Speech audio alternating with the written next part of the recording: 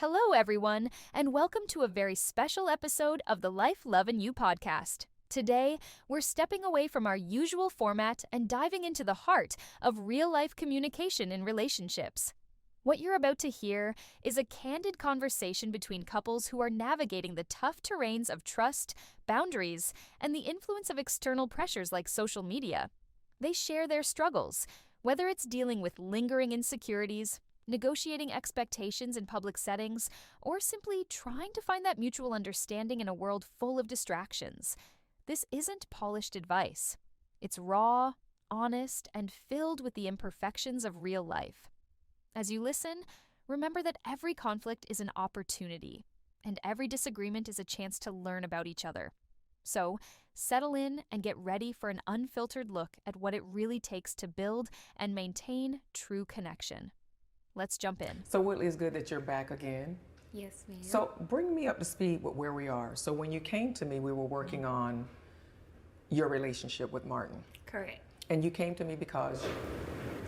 I came to you because we just trying to work through some issues with Martin and with our relationship as a whole. So a few of those issues were just him being selfish in our relationship. So he has a lot of selfish ways. He grew up as an only child, and then just him, with this, I think his mannerism and, his body, he kind of tries to portray or be a certain way, like I'm the man type of thing. So him being selfish, of course, communication, we had to work through some things with that because he's very introvert as I am an extrovert. So working with communication. Martin is an introvert? Yes. Yeah. Okay. Yeah. Yeah, he's not a social introvert, but an introvert in terms of communication in a relationship, and just being consistent, really. And then I know that there was a trust issue as well. Correct. So Trust. tell me, bring me up to speed. Where are we now, and how's the relationship since our last session? Okay, so in terms of him being selfish, I know we came to you and you were able to pull things out of him in terms of his childhood, how he grew up, how he still, continues to hold those things and try to make that light in his life to try to make it all make sense, and just going off of things that he saw in his past.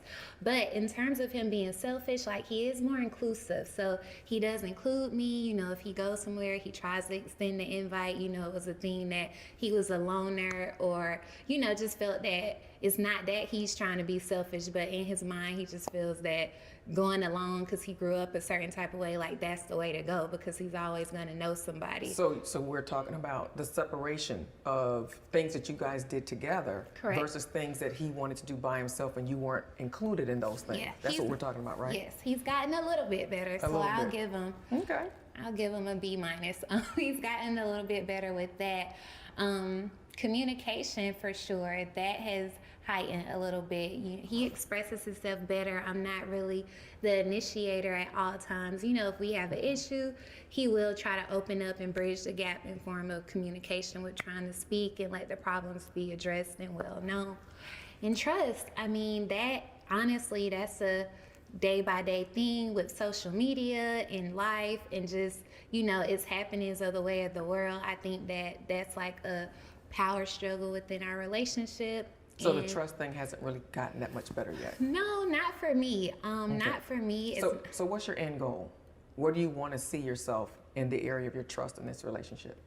I want us to be all the way there. Like we started off in our relationship as friends. We were friends before we dated and, before we moved to the level of engagement and all that good stuff. So just definitely like being more connected intimately and not sexually, but more of a mental state, like connecting with the mind, because that's important to me. Just wanting to be on the same page at the same time, like a deeper connection, because I think that'll help with trust.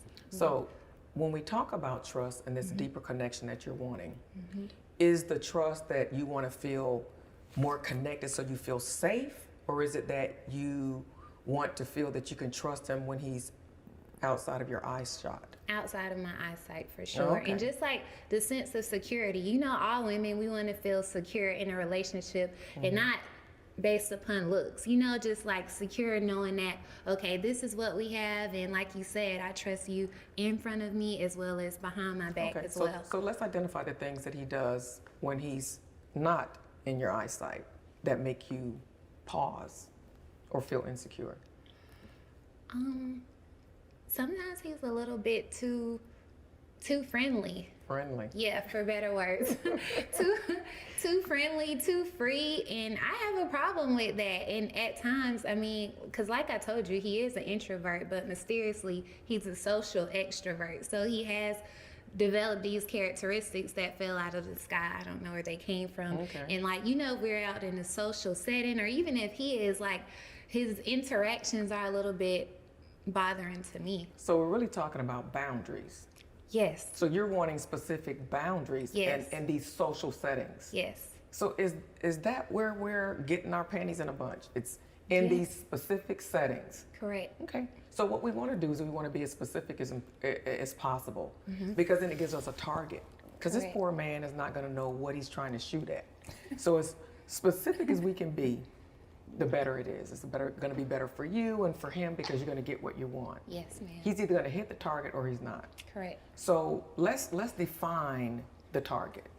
Okay. So these social settings, what sort of things are permissible, and what sort of things do we not want to take place? What's not permissible in these settings? Because I don't want to seem like I don't want to seem, selfish. I don't want to seem selfish, of course, if I don't want him to do it. But I just feel that he should know, there should be limitations. So within conversation, I feel that the present should be known that you have a fiance, a serious relationship, you're getting married, like that should be known. And I think once that's thrown out there, that can kind of nip everything else in the bud. I think so. I have to disagree with you. I'm trying to figure out, we wouldn't have the song Me and Mrs. Jones if that was true. We That's really a wouldn't. fact. You're right. I mean, I haven't seen the notion of a ring stopping a lot of people for centuries, right? So That's true. I don't know how effective that's going to be to get you where you really want to be, right? Okay. We're really talking about the fact of particular behaviors or a sense of what you want to see him do in these social settings versus, I think, what you want him to say. Because is that going to stop a woman? No. Is it? No. Okay, so maybe we should scratch that one off, or you want to keep that one? We can scratch it off. Okay, so let's be more specific. What is it that you want him to stop doing in these social settings that makes you feel uncomfortable? It sounds like you're saying there's things that he does that gives women the sense that he might be available. Correct. Could that be what you're really thinking? Yes, ma'am. Now you're calling me ma'am, so that means I must be doing my job right. So why don't you share that with me? What are those behaviors? Interactions. So like if you're out like continuously being in another female's face, like, if you're out with your guys, you're supposed to be with your guys, not on social media with other females on your social media. It's called Instagram stories. So, in videos, things like that. But, this is my homegirl and I've known her from, such and such time, but I've never met this homegirl or this friend or what have you. So things like that, I think that's a boundary. Like, and that should be a no-brainer. But in his mind, he's like, no, that's a friend, it's nothing. But in my mind, like the way it looks and how I'm perceiving it, if I've never met this friend, it's nothing else to talk about. So that, just a sense of being mature, like knowing when you need to cut things off and say, okay, well, I do need to get home. I have, to go home to my girl, XYZ, not I need to stay out and make sure I talk to this person, or, just being there, like just cutting all of that So off. you want less contact with the opposite sex, particularly over social media. Is that what you're saying? And in general, Because yes. I'm having a hard time getting you to nail down what is it that you. Yeah, why are no. you not able to own your feelings? Is it that you're struggling with? Is this okay for me to feel this way? Are you doubting whether you're overly sensitive? Where's your confidence in your position? I could be overly sensitive. Okay. But I'm a sensitive person, but I mean, I'm not naive either. I think I've been in certain spaces where I've been that way and I've grown from that, but just probably being overly sensitive just a little. But that comes into a state where you have to make your girl feel secure. That could be being a provider, that could be doing something nice, like it could be anything. It doesn't necessarily have to be one specific thing. Okay, so I'm going to call Martin in now, if Okay. that's okay. Martin, why don't you come and join us so we can talk about your behaviors?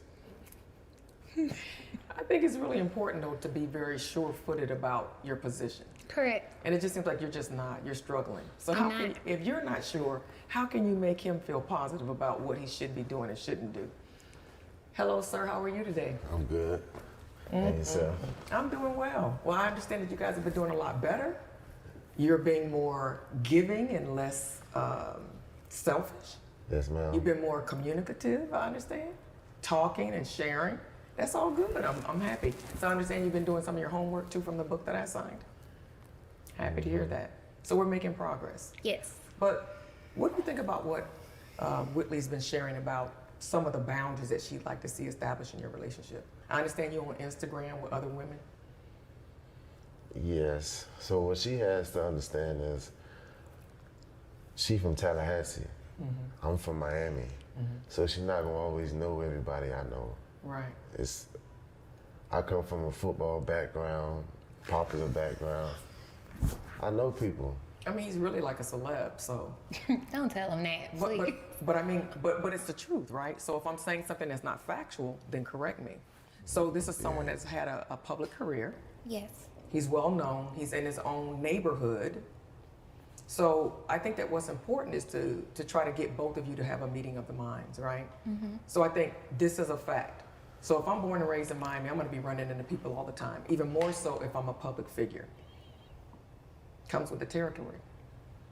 But that doesn't mean that we can't establish boundaries on what's good for you, what's permissible for you to do, and then what's not. That's true. And what I hear is most important to her is she doesn't like those pictures on Instagram. Okay. So Marty Mar, we might need to cut the pictures. Not even pictures, videos. Oh, that's even worse. I get it. Yeah, you might have to leave that a little off. I get it. Listen, if there's no malice in your palace, you can have peace. I don't think you'll have peace when you go home once she's, gotten a little gander at one of those videos that you've been over there shooting with so-and-so that she doesn't know. So, I mean, that doesn't stop you from being friendly. You can still say hello and hang out with your friends. But I think the posting on Instagram is a little bit much. Did I hit that on the head? Yes, ma'am. I agree. So I want us to negotiate what those boundaries are going to be. So that's our first one. You think you're okay with negotiating no Instagram posts with other women other than family? Is that okay? That's okay. Okay. That's okay. What do you think about that? I'm open. You're open. Yeah. Is that a commitment? Yeah. Okay. Yeah. And are there other boundaries or activities that you feel that he needs to curtail? Yes, his time out. I think he should try to make better sense of his time being out. Okay, I'm losing Martin. What was that reaction? Nothing. Well, I remember from our first session. It's mainly just like what she was saying earlier. Like I'm maybe a little selfish. You like to hang out? I like to do what I want to do at times. Hang out, When he wants to do it, and that was one of the things that we talked about with you in one of our sessions, with him seeing his father do whatever he wanted to do, so that resonating with him in his mind, thinking that it's okay. And I mean, we got to be accountable. I do get that people have past and they have to work through things, but somebody has to be the change. So I heard you saying earlier that you really want your relationship to evolve. So I think it was okay. You let Martin hang out. Now that you guys are engaged, it's not good for him to hang out that much anymore. Correct. So you're wanting him to begin to decrease his time away. Yes, ma'am. No, first her issue was me hanging out so late. But I changed that, so now it's we need more time together. Yeah. I understand it. I'm not saying I understand it. Okay. I want mine, putting a line between one and the other. Okay.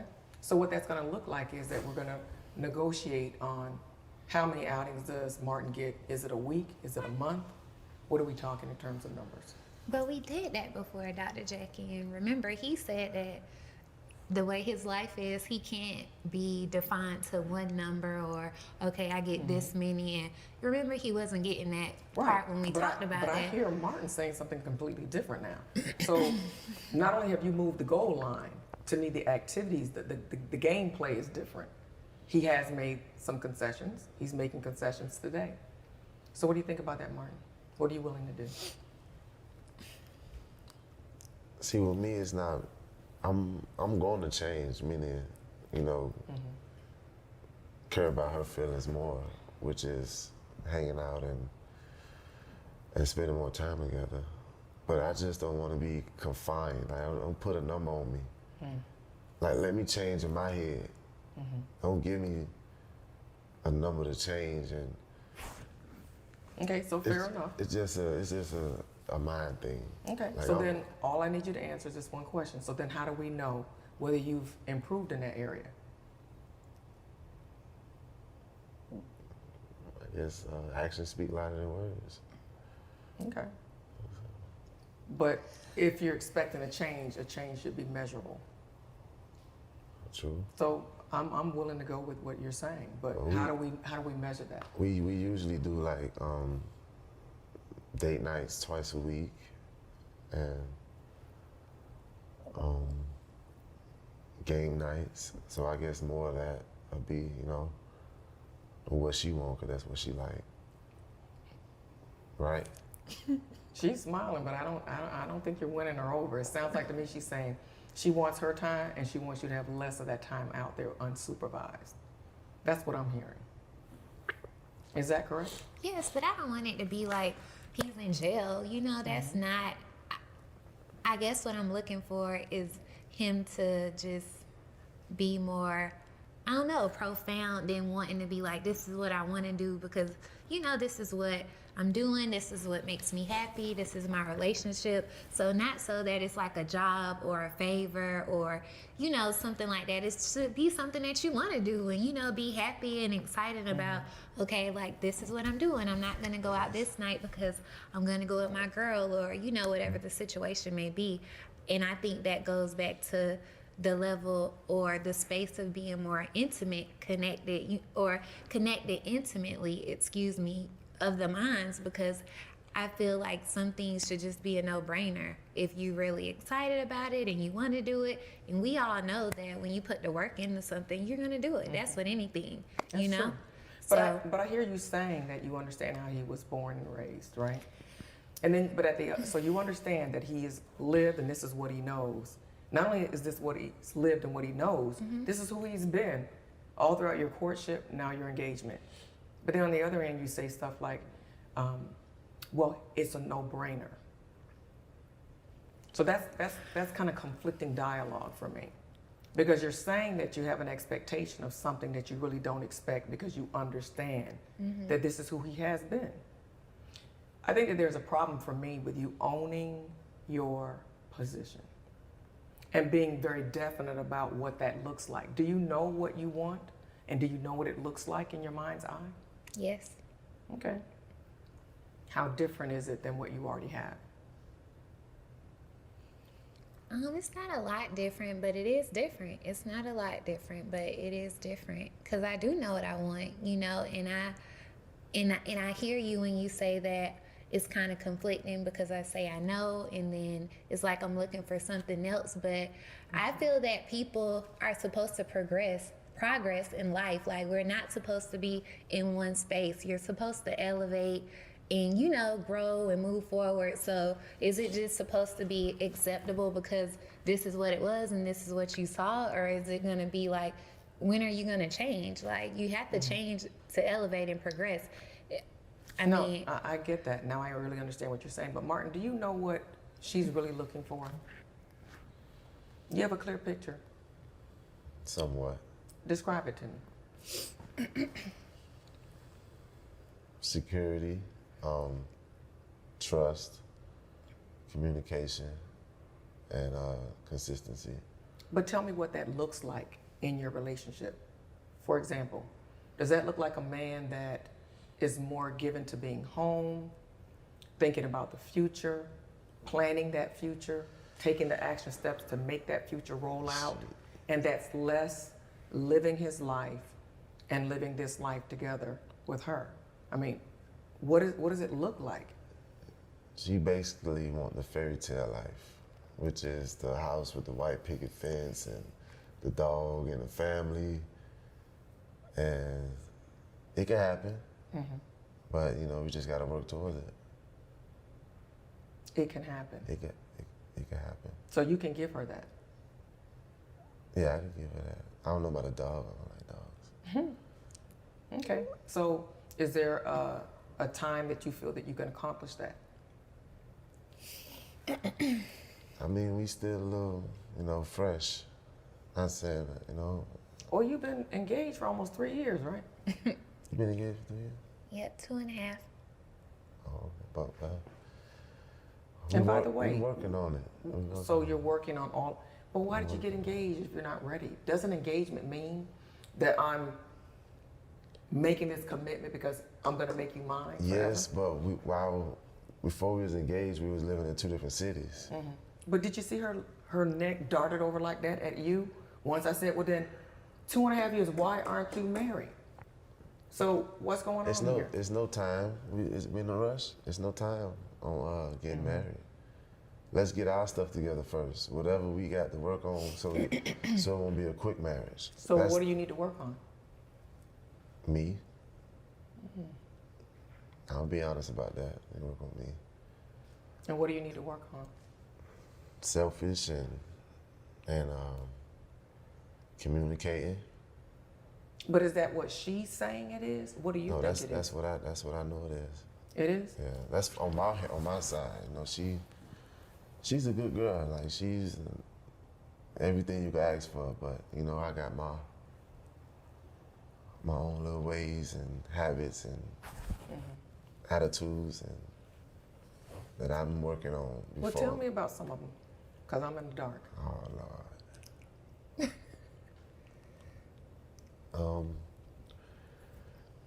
I guess my own little ways, like I said, selfishness, where I don't like to listen to nobody.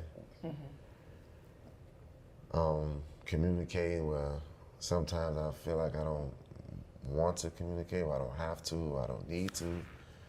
Or So who does she have to become when you're feeling that way? So she just has to like sit back and be quiet and just let you do the things that you do the way you do them? I mean, yeah, naturally, yeah. But you know, that comes from, like she said, my childhood.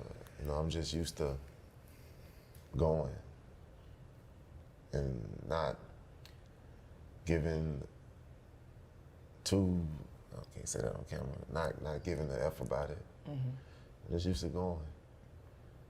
Is she riding or she ain't?